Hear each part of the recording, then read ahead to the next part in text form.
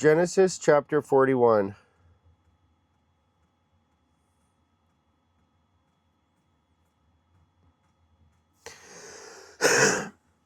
Then it came to pass at the end of 2 full years that Pharaoh had a dream.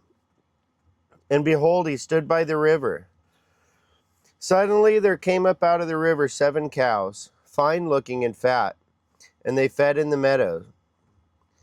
Then behold, 7 other cows came up after them out of the river, ugly and gaunt, and stood by the other cows on the bank of the river.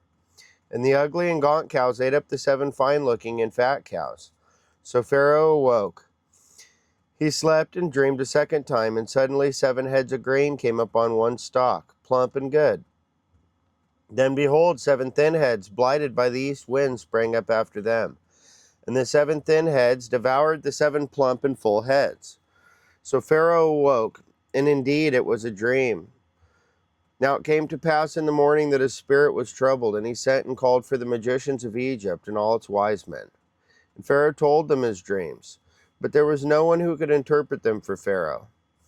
Then the chief butler spoke to Pharaoh, saying, I remember my faults this day, when Pharaoh was angry with his servant and put me in custody in the house of the captain of the guard, both me and the chief baker. We each had a dream in one night, he and I. Each of us dreamed according to the interpretation of his own dream.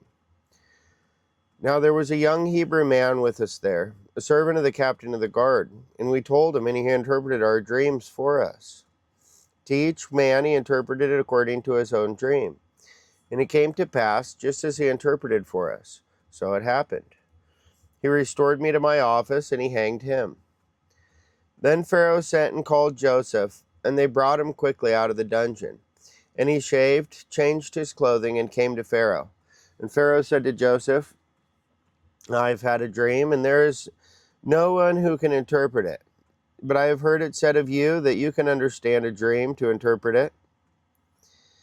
So Joseph answered Pharaoh, saying, Is it not in me? God will give Pharaoh an answer of peace. Then Pharaoh said to Joseph, Behold, in my dream I stood on the bank of the river. Suddenly 7 cows came up out of the river, fine looking and fat, and they fed in the meadow.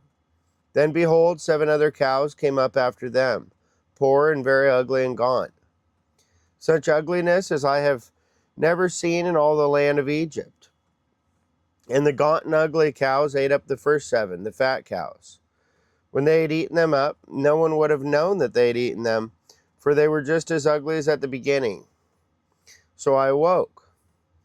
Also I saw in my dream, and suddenly 7 heads came up on one stalk, full and good. Then behold, 7 heads withered, thin and blighted by the east wind, sprang up after them. And the thin heads devoured the 7 good heads. So I told this to the magicians, but there was no one who could explain it to me. Then Joseph said to Pharaoh, The dreams of Pharaoh are one.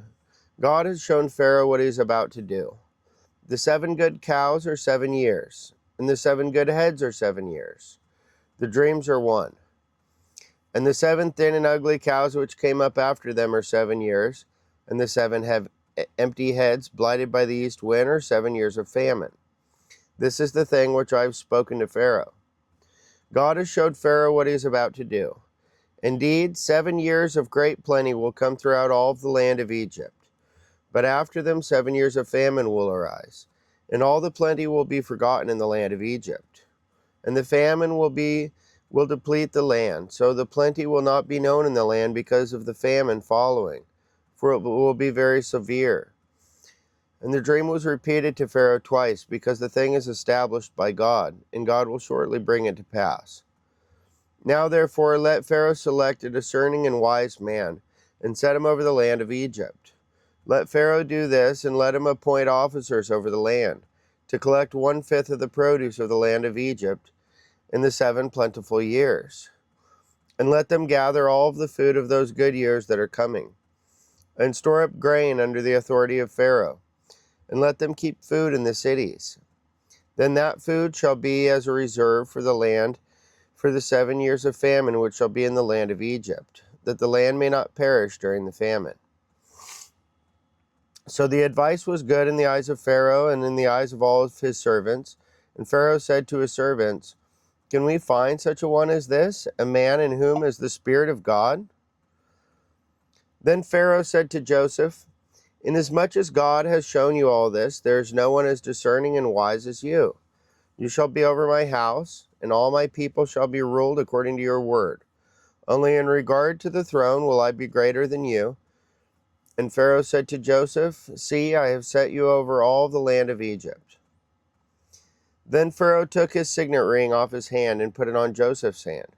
And he clothed him in garments of fine linen and put a gold chain around his neck. And he had him ride in the second chariot which he had. And they cried out before him, "Bow the knee." So he set him over all the land of Egypt.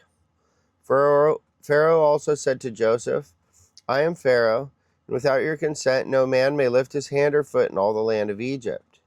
And Pharaoh called Joseph's name Zaphnath-Paneah, and he gave him as a wife Asenath, the daughter of Potipharah, priest of On. So Joseph went out over all the land of Egypt. Joseph was 30 years old when he stood before Pharaoh, king of Egypt. And Joseph went out from the presence of Pharaoh, and went throughout all the land of Egypt. Now in the 7 plentiful years the ground brought forth abundantly.